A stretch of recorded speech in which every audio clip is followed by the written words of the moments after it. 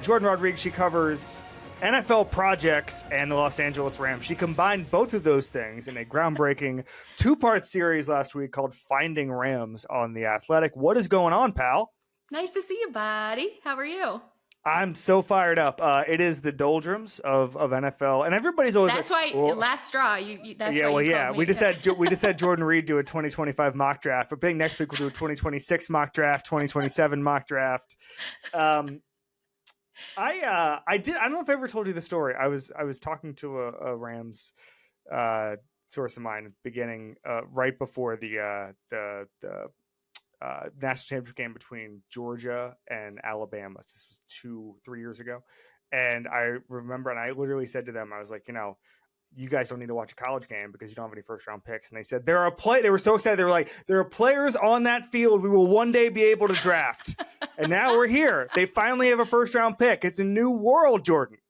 I know. I was like, oh, Thursday is not just a party day at the Rams draft house. This is actually going to be a work day. It was interesting, halfway through this project, which I know we'll get into, like I started having like deep fear and like anxiety dreams about all of this work that was getting put in. And then I wake up one day and Les Snead has traded away number 19 for something. Yep. And then the project is like moot at this point.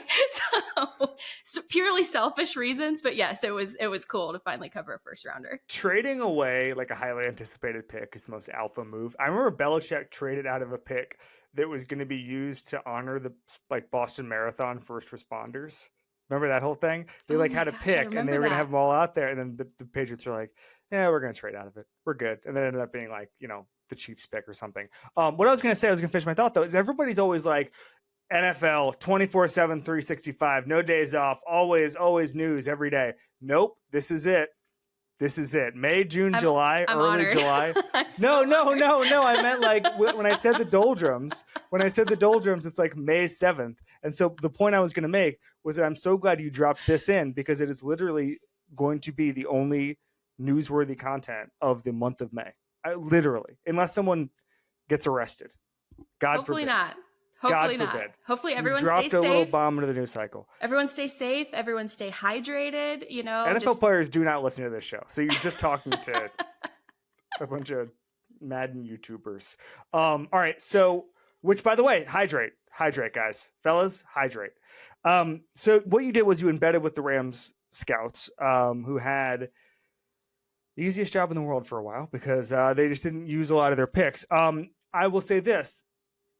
People, I think, misunderstood the Rams project. They hit on guys. First of all, the reason you're able to have the picks for veterans strategies because you hit on picks a decade ago, Aaron Donald, players like that, and offensive linemen, or free agency hits, and then you were able to augment that with genuine superstars.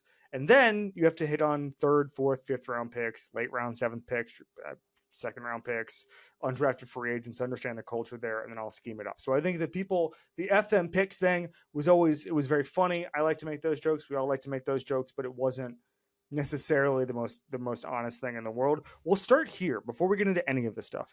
The FM picks history was what? Like, when was the moment they made the decision to pursue that? Why didn't Sean McVay have a first round pick before this? Like, what was the actual philosophy behind it? Yeah, I would say 2019 was when they, to backtrack a little bit further, when Sean McVay came in, and I covered this on the Play Callers narrative series from last year, they were way better than they thought they would be, way faster than they thought they would be. And the rate and the pace at which they were able to, at that time, schematically catch the league a little bit off guard. And then, Bill Belichick enters the chat, and then again, resetting and reconfiguring, they realized that they could actually make a bit of a run versus doing one of these slower rebuilds because they did have such an advantage. They still had Aaron Donald on this team, and Sean comes in, the emergence of Cooper Kupp and the partnership with Robert Woods at that time. It just worked. And so they started really leaning into this picks for players ethos. I want to say around 2019, the Jalen Ramsey trade really, I think, was a huge, hey guys, we are here doing it this way now sort of banner that they cast. And then they continued to lean into that as they continued to climb into those tiers of contention. I talk about this a lot, but what a lot of people on the outside don't realize is it's not just like, are you a playoff team or are you not a playoff team? Mm-hmm. There are actual tiers into contention once you become a playoff team. And so getting past those certain tiers in their minds in that contention phase, that led to the trades, the F them picks era, as we know it, which again was very tongue in cheek and in that way, because they care a lot about their picks, because the volume drafting in the middle rounds was what supported the bulk of their top heavy roster for some time, including through into the Super Bowl win. So you saw that era. And then obviously you saw what happened in 22, just like a collapse of epic proportion, injury riddled and lots of things in their control and out of their control. And then they sort of entered a new phase in 2023, which I called a sprint rebuild, which was you really have to nail the draft. I don't think anybody expected them to have as great a productive draft as they actually did, but they knew that this was going to be a volume draft. They knew that they had to hit on a couple players, and those players had to play right away. So we're seeing now the entrance and the shift into a different type of build. What's been cool is they've been pretty like out loud with their style of build over the last couple of years. And these are two different builds, but at a certain point in this process, they will start to look the same. It just will depend on where the contracts are at and what level or what tier of contention they believe they're in. So there's a bunch of interesting stuff in this 2-part series. I want to start here. You talked about the unwritten rules of being a scout. A couple of them, first of all, scouts' lives are so insane. And let's talk about the eating habits. Yeah, no, I was gonna say, or even like a little line here: don't visit your alma mater's rival during rivalry game weeks. I've thought about that because obviously, I like certain teams more than others, and I dislike certain teams more than others. In the college game, NFL, I don't care about. But sometimes competitively, like you'll have to call a rival, and you'll have to say, "Hey, I need to talk to this guy, or I need to talk to this coach, or I need to talk to the position coach." And literally, I will almost do the same thing where I'm just like, "Hey." Like, there's only a month until hypothetical school plays hypothetical school. I'm going to get this out of the way early so we can just get that done. I won't, because you have different relationships, all that stuff. I'll put it there. But even like the smallest thing, I remember Daniel Jeremiah saying this, and this is a trick that I picked up as well being on my camp tour. Only use the bathroom in like Courtyard by Marriott hotels. Like that, because it's always available. There's a million of them. The lobby, or they'll always just say, "Hey, I'm a platinum member. I'm an ambassador member. No big deal. And hey, I'm just gonna grab a coffee and go and put my stuff down, and I'm also gonna go to the bathroom." It's the easiest thing in the world. Scouts know all of those tricks. Yes, every single trick. There was even like, and obviously some identifiers could not be used for this story for confidentiality purposes. Sure, and also the draft is really competitive. But there were certain things like, hey, while you're driving to this school on this highway, like here are 3 restaurants to eat at that do a deal on this day. And then this one has a clean bathroom.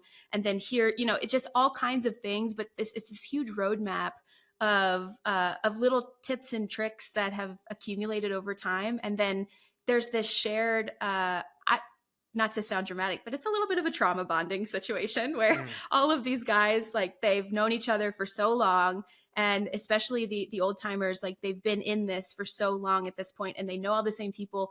And they keep what I loved is learning that they keep notes on the pro liaisons at schools, that they keep like a full document of how helpful that person is and whether the information is good and what they're like as a person and what the process is like. All of those little behind the scenes nuances. I mean, it just lit me up being able to see all of it and to get to like be there and on that schedule too. I mean, it's not surprising after being on that schedule for 10 months that they eat the way that they do. But the apple cider vinegar really helps. I think it's all about balance. Agree. It evens everything out.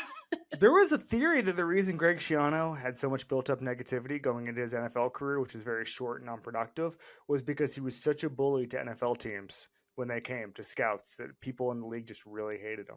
That's so interesting. I got to tell you, the notebook is full of stories that weren't used or that couldn't be used about different people who have come up and come down throughout the college ranks, different experiences with colleges.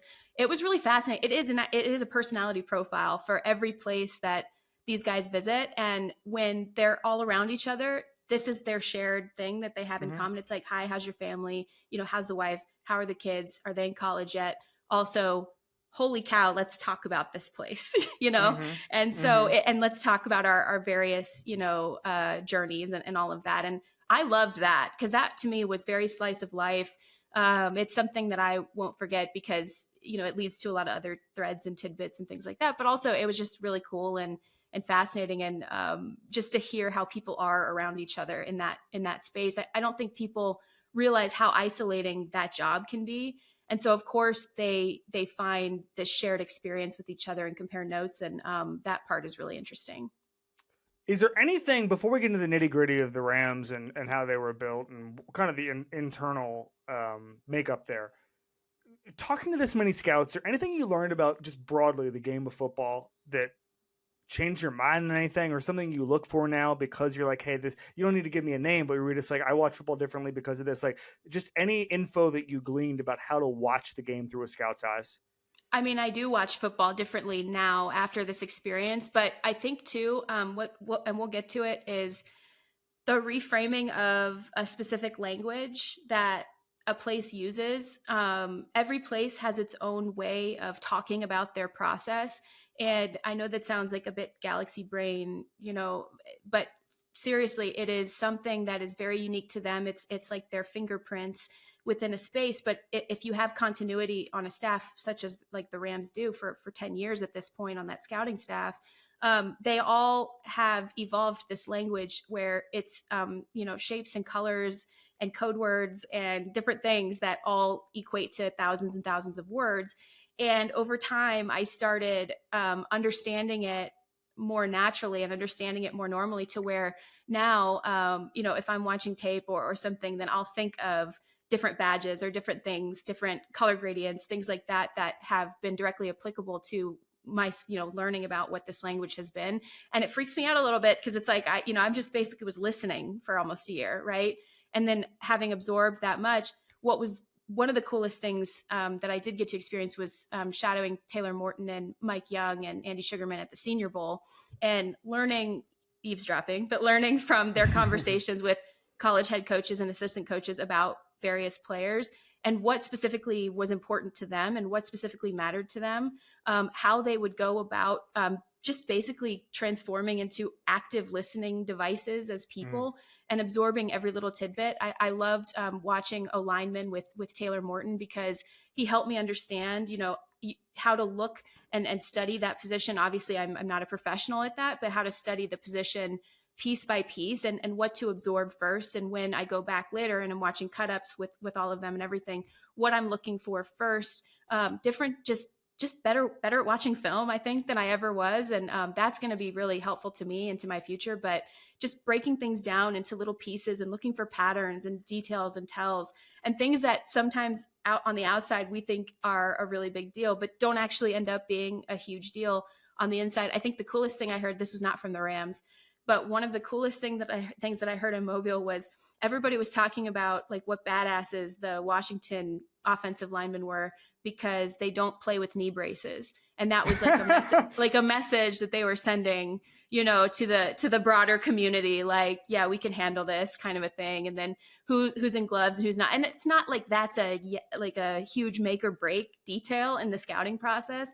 It's a million details all packaged together in one picture, but just the little kind of gossipy, the things that people like, just kind of liked to talk about, less so proprietary information they were sharing with others.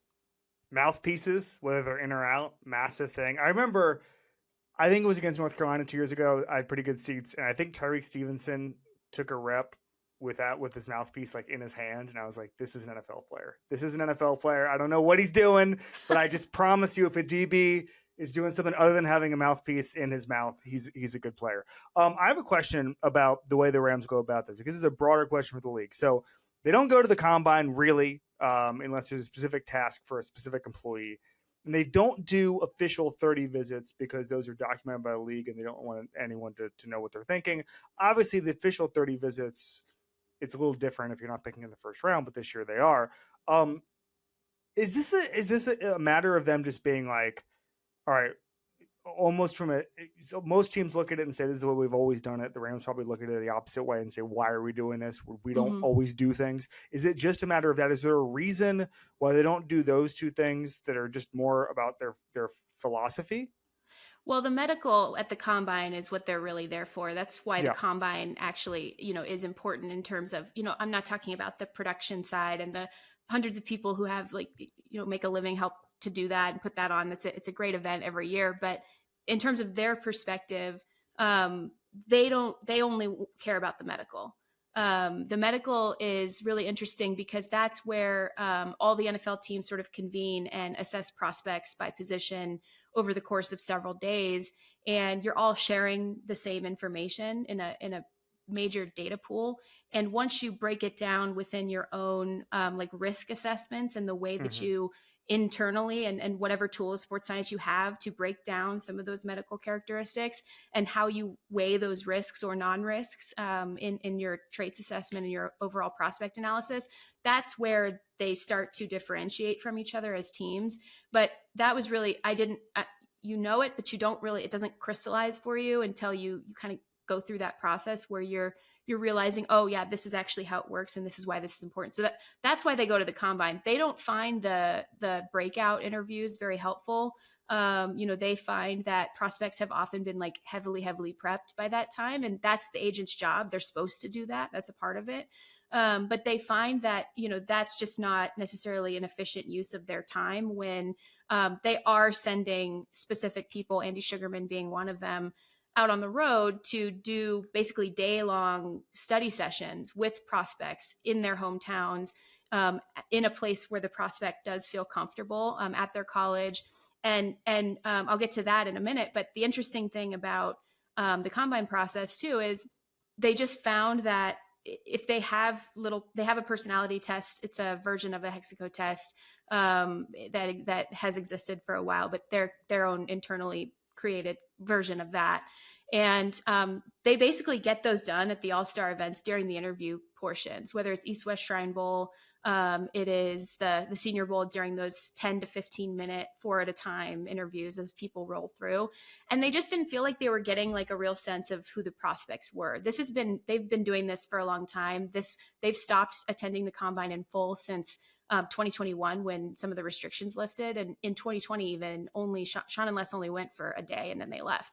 And during this time at Rams, Sean McVay ends up kind of incubating with his assistant coaches at that time. They do a bunch of scheme work during that time.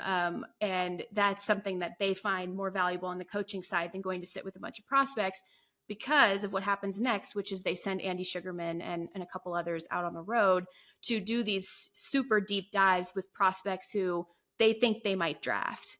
And that's why it's important that they fly under the radar, because regardless of the round, if you're sitting down with Andy Sugarman, there is something the team needs to know more about you. And he sits down with them and they go through a bunch of different types of film study and film breakdown. And they go through that prospect's own scheme and offense or defense. And then he kind of gives them a couple of, Rams things. He asks for some recall with Senior Bowl or All-Star if they went and they participated in those practices. And they just sort of interact in that player's environment versus an environment that is not necessarily totally football, more of a job interview process. They want to see what football players are like when they're doing football.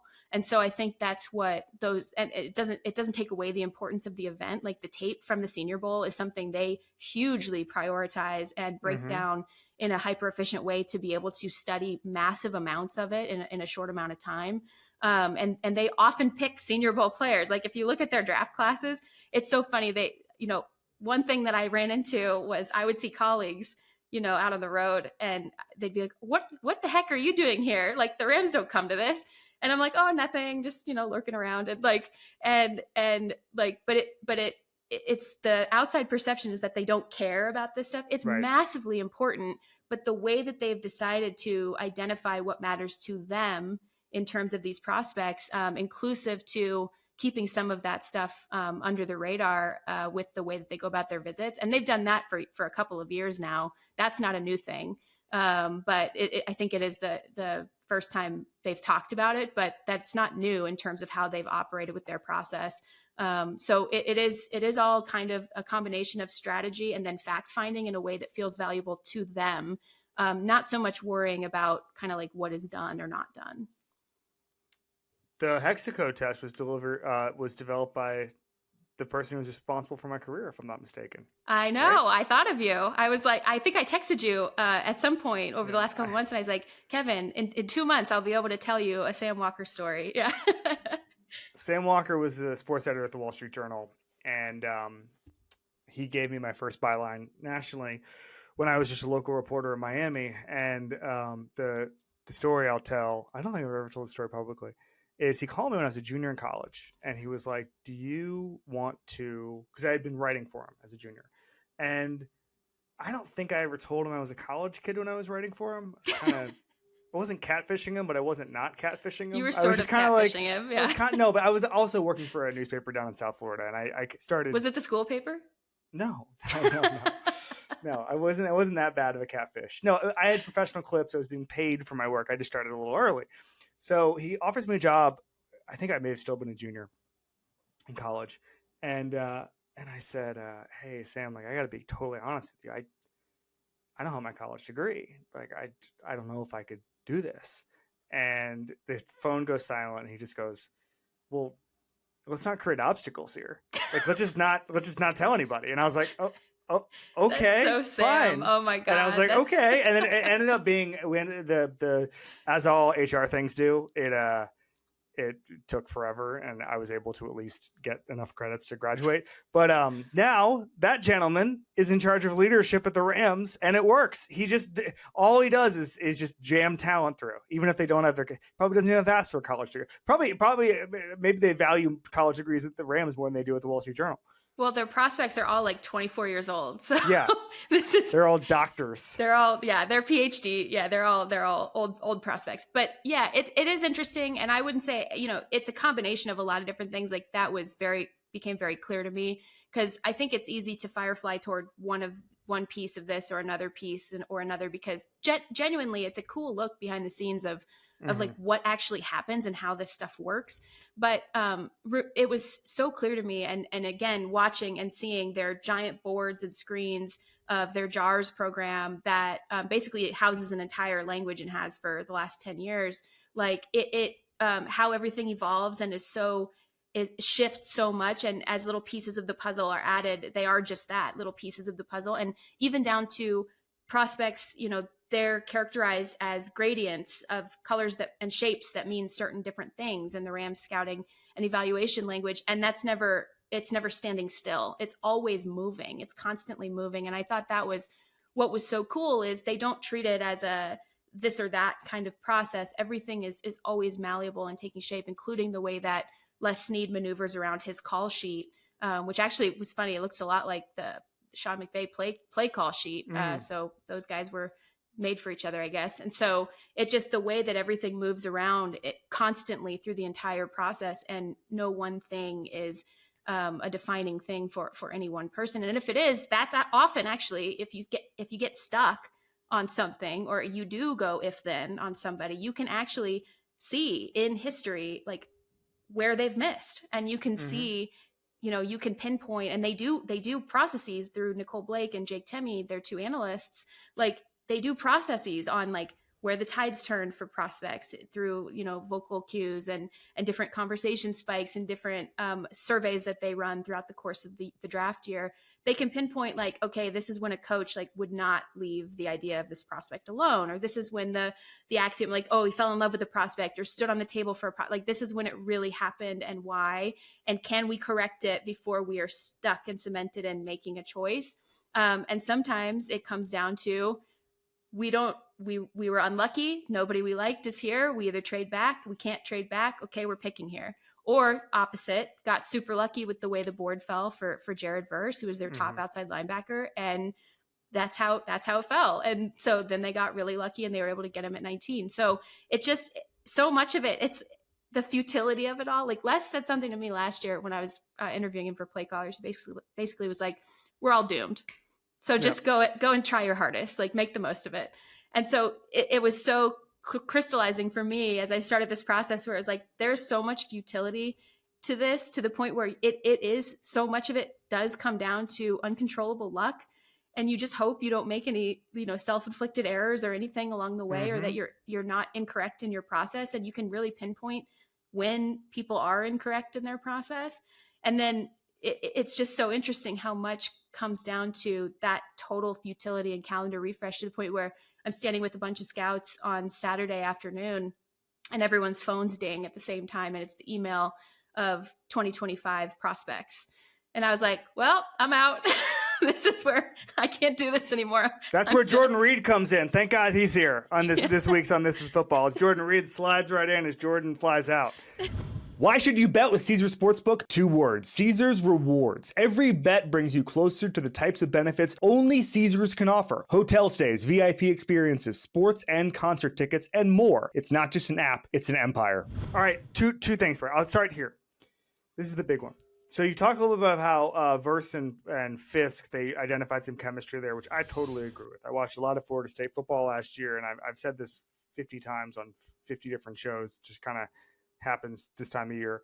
But it felt like Verse and Fiske, and I don't know if they said this when you were talking to them, but it felt like Verse and Fiske took Jordan Travis's injury personally, looked around, and said, that offense is not going to score any points. Like, we have to actually just get in the backfield consistently and thoroughly. Like, that's the one thing. I don't think that they would have been particularly good in the playoffs with Tate Rodemaker at quarterback. But I also think that Fiske and Verse understood the stakes, and people talk about Aaron Donald, but like no one ever talks about winning defensive ends. No one talks about winning defensive tackles. They don't talk about winning quarterbacks. It felt like Verse and Fiske knew how to win, and they knew how to set up those moves and always be in the backfield on huge money downs and all that stuff. But that's an aside. Take me through the process that led to this draft class, including Verse, Fiske, and then Cam Kinchens in the 3rd round. Yeah, well, I knew you were going to ask me about the Florida people, first of all. You are very on brand, including the jacket. Brand. Very nice jacket, by the way. Thanks, always got to compliment the jacket when I'm on with you. Okay, so this was really interesting. And so coaches start getting involved in this process. I want to say like late February and starting into March. Basically, they have to get through all their pro scouting stuff first with free agency. They also use JARS for this process. They track prospects even if they don't draft them, so that they have databases accumulated on some of that stuff. So they're going in through this process, and in early April, they started having these meetings with the area scouts, the coaches, and the senior scouts or OTT scouts, and the 2 analysts. And they started doing this exercise where they were podding players together. And this was, Aaron Donald has retired. Let's take the phrase that is the cliche, which is you can't replace Aaron Donald with one player. Let's do a thought exercise where we assign it literally into some of our meetings and some of our surveys that we do. So what they were doing was they started to pod together different tiers of defensive linemen and outside linebackers, and they were kind of arguing for and against different combinations. And they started associating different players in tandem and then running through different scenarios. If he's taken here, when could we get him? If he's not taken and he falls, could we trade and then get him? With all of these tandems and these pods that they were kind of trying to create. Well, it kept coming up over and over and over and over and over again, as clear as day on tape, but then also through debate and things like that Jared Verse and Braden Fiske had this unique type of chemistry that would be worth investing in, not just because you're literally needing to immediately reimagine and reassign like what your identity is on your defensive line, but also you're saving a year of development of 2 strangers having to understand how to pass rush off each other if you're investing in that pass rush that's already a known quantity. So we've talked about this before, Kevin, the idea of the Rams investing and paying more for known quantities versus maybe unknown quantities or entities. And I think that this was a very clear example of that thought process, because they did overpay to trade up for Braden Fiske, and structurally look at charts and sheets. Every team has their own, by the way. They're not looking at the ones on the internet, but at the same time, like this wasn't, objectively, this was an overpay, but they were paying for, they were spending that much for the trade in order to specifically pair those 2 players together. But like I said before, that doesn't actually happen if they don't get lucky with Jared Verse falling to them, because it wasn't likely to be one or the other. It was, you're paying for this unique chemistry, and this is, in terms of your tiers, like this is your top outside linebacker. You're also seeing who is the best rushing partner with your top outside linebacker. Okay, here are other outside linebackers on your list. Here are your top interior defensive linemen. Who are the best rushing partners, and what are some exercises to where you can potentially pair those together? If they were going to go outside linebacker in this draft, and there was a chance that they didn't, but if they were going to go outside linebacker or interior defensive lineman, there was an exponentially greater chance that they would try to work out one of these pairings that they discussed in April. And I thought it was really interesting because, again, it was taking some like a cliche and like turning it into a tangible thought exercise and then acting upon that. And then the luck factor that comes into it is it actually worked. Still have to get them on the field and see, but that was specifically what they were investing in and what their process was. And then the Miami guy in the third round, just to humble. Oh, I love that pick. You know me, though. I was the one who wrote the Jordan Fuller story back in, a 6th round pick. Brad Holmes said, toss out the 40 time. Like, let's use GPS data like that. I loved that. So I was like, oh yeah, he's a Ram, like he's a Ram. And I think he could potentially be an impact player, but it's the same process. It's, how does this football guy do football things? And you really can't argue with how Cam Kitchens does football things, even if he tests, maybe a more average or poorly. Great ball instincts. Tape wasn't amazing last year. I think he was hurt. Like, and honestly, like that's where some of the area scout sourcing and some of the things come into play, because they're looking at so much more than what we're seeing on Saturdays or on Sundays. They're looking at a lot of different things that they have access to, because over a long period of time, the relationships they do build up with those schools, especially those area scouts and the OTT scouts that have been doing this for so long, part of this entire process is source building. It actually felt very similar to what we do in terms of building sourcing everywhere you go to build a picture and just filling in different pieces and shapes of that picture. Mm-hmm. I don't know what that is because I mail it in, but you do lots of sourcing. Last thing for you. So, you get a little bit into the Cooper Kupp selection, obviously what went into that, but also the Puka Nacua thing. Puka Nacua completely, you mentioned Cam Kitchens and kind of how he's a Ram. Puka Nacua, same deal. They figured out, he ran the gauntlet better than anybody, which Keon Coleman did actually this year, not to make this a Florida State podcast, but like the gauntlet is a measurement of how fast you move playing football. And it's not a 40, it's not a short shuttle, it's not the 3-cone. That stuff can help measure pure speed, but like how fast you move playing football. Les Snead has been I've been talking to Les Snead for 13 years. And I think in all 13, he's been talking about the holy grail being conceptualizing and contextualizing GPS, because you're playing football. Mm-hmm. What do you get? I remember talking to him. What do you get when you can put velocity on the football? And what does that mean? What can you put into the model? Like, we've got data points there that are not just, you're smiling because you probably have the same exact conversations with him. But for me, it's like, there's just so many different data points, and there's kind of an arms race to figure out what it means, frankly, because you're getting so much data. I'll look every Sunday at the next gen stats and see so-and-so has the most separation. Does that matter? Is that just defense? Like, what actually does, like, I remember like 3 years ago when Daniel Jones had like the fastest run of the season. And it's like, I know Daniel Jones isn't the fastest guy. He just happened to get 60 yards ahead of him. Yeah. Like, what matters and what doesn't is the question. And so you have someone like Les Snead who wants to ask those questions and answer them. You have someone like Sean McVay who knows ball to an unbelievable degree and can help you understand that. You have the scouts who are there. Like, it just feels like the Rams are doing a good job of figuring out what matters and what doesn't. All this to say, can you explain in that context how the Puka Nacua selection happened? Big question. Love the question, though. And also, I do want to say, like, this story never argues that they're better or worse at this, because it does spend, because they've never done it before, because they've never had a first round pick before. But like the draft in general, it doesn't argue whether they're better or worse, or whether their process is better or worse. It just is.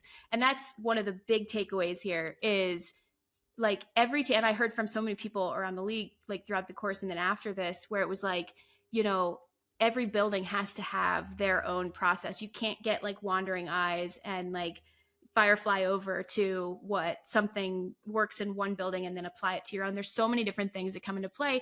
And we're talking about GPS, and one huge thing that was very clear and made very clear to me this year is that if you have a coach who understands the why of his scheme at the level that Sean and then several other coaches across the league, but in this example, Sean does, he can literally communicate and there's continuity enough to translate that communication with their analytics staff and with Les and his staff to say, this is how deep, this is how deep my receiver is going to run X, this particular route. This is the time, the exact time I need him to get there. This is how many steps in the drop the quarterback will have taken. This is the spacing. He's going to come out of the cut split and then into the actual space on the field. This is the wiggle room that we have in terms of making this play go, yes or no. These are the other concepts that are unfolding that also require this certain timing. Matching that to GPS data is actually the next step of why this works. If you can communicate to that level of granularity as a coach, this is why Puka Nacua fits in our offense. And like to the point where I was like in the story, I said they stamped a bunch of maroon hots on Puka, the coaching staff did. The scouts loved his tape, but they were like, the injury history, and they were weighing in the medicals and things like that. And they the area scout, Vita Ganeo, was like raving about him. But at the same time, the injury flags, it was like the risk grade is like, okay, if you're going to spend a high round pick on a prospect who you really feel like can work, you have to really have a deeper understanding of that medical and projections. And those things are very hard to guess on. So in terms of the early round picks, so it's like, can the other variables that this prospect that will maybe be less attractive to other teams typically, because they also are scouting tendencies of other teams and what they value and don't value in prospects. Can we wait? How long can we wait? What is the riskiest yet safest bet we can make on this prospect where it will still be luck involved, but it's informed by data and by tendency scouting of other teams throughout the volume parts of the draft, the third, fourth, fifth rounds. So that all goes into it. And the story explains all of that. But like I said, if you don't have a coach and a GM who understand each other's language to the point where you can take Sean saying, like drawing on tape with the little squiggly yellow thing, the yellow marker thing, like, this is the time I need him here. This is the time I need this player here. This is what the quarterback will be doing at this time. This is what every other player will be. This is how the timing of this play down to the millisecond has to work in order for this play to work. And here's our window of wiggle room. And here's our other options in case it doesn't work. Well, you can basically quantify that into prospect evaluation if the coach can communicate to the staff exactly what it is and why he needs it. And then now we have the technology via GPS and the tests that are, I think, better than other tests, like the gauntlet, for example, to actually turn that type of projection and just bring more data into quantifying like whether it could work or not. And so it was really important that the coaches came into the process on guys like Puka and many more, because they're looking at not just traits and flags or not flags or risks or background. They're not looking at all of that intel. They're looking at schematic matching, and especially the way that they go through that incubator, because they're not going to the combine. They all are of the same understanding under Sean what that language is by the time they get to their prospect evaluation, because they're not going to the combine and traveling for a week and doing those interviews. They're spending that week doing this other stuff. And so then you send Andy Sugarman, who just gets Puka like added to his schedule mid-trip, right, to go get on the board with him. And it basically validates all of the other things they needed to know about Puka to see whether he would also understand that language, and specifically the why of what coaches wanted to communicate with him and whether he could apply that tangibly to the field. And that's what they believed. And it's not that other teams didn't like Puka. It's not, he was very like under the radar as a prospect. We know this. And the Rams even themselves are like, yeah, like we would definitely pick him earlier, knowing what we know now. But at the same time, the story goes through some of the informed betting that they did, and Les cites Andy Duke a lot, so he calls them informed bets. But it's this type of strategy where you understand that everybody's volume picking in these rounds what little edges or advantages can you manufacture in those rounds, playing certain tendencies or known bodies of tendencies that the data analysts are scouting out basically and quantifying. How can you play those things off of each other? But then also it's like luck. Someone could have picked Puka before them. Sean would have lost his freaking mind. He was like, the way that they talk about like how anxious he was during that 5th round last year was really funny. But like they could have fully missed on the pick. An injury could have happened. Anything. Cooper Kupp could have been healthy to start the season, and then Puka's not getting on the field so much. So the futility of it all, even with all the strategy, I loved like the chaotic doom and darkness that also melded with like pure football nerd, like, and like just the strategy and the expansive thinking about all of this. But there's like so much doom in it too. I can't believe you'd write 2 parts just about how the Rams are better than everybody at drafting. I can't believe you'd say that specifically. Jourdan, thanks for coming on. I appreciate you so much. I learned a lot. Thanks, Kevin, for having me.